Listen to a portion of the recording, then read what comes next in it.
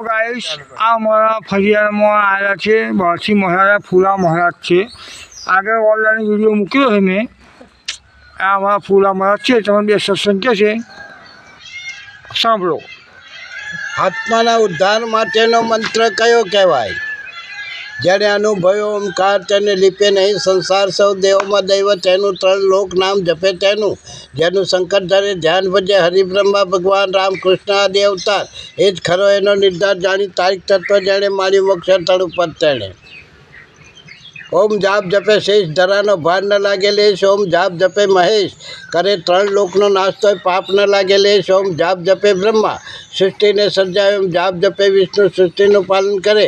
ઓમ જાપ જપે ગણપતિ તેત્રી કોટીમાં પહેલાં પૂજાય.